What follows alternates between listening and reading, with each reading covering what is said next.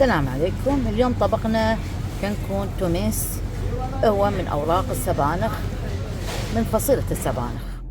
حطينا هني زيت من الكوكونات، أنا أفضل الكوكونات، واللي بيحط أي زيت عادي مو مشكلة.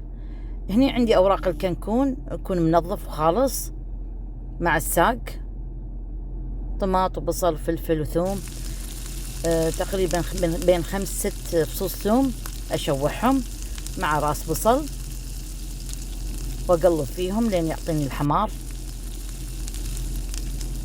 راح اضيف هني الطماط والفلفل الحار، وممكن تبدلون الفلفل الحار بالفلفل البارد، بس احنا نحب الحار يعني كذي يعطينا كذي لسعة.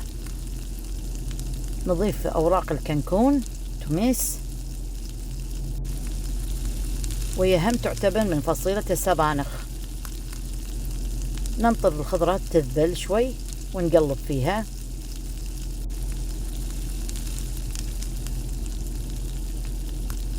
وسريعة يعني تخلص بسرعة، 10 دقايق تكون خالصة. رشة فلفل أسود،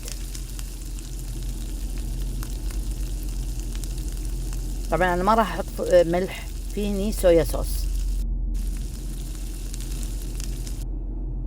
كذي خلصنا، وعليكم بالعافية، وأحلى طبق. نغير بدال يدم. عليكم بالعافية. في بعض إخواننا الآسيويين يحبون يضيفون على هالطبق سمك مقلي مع الطبخ الخضار هذا. وعليكم بالعافية.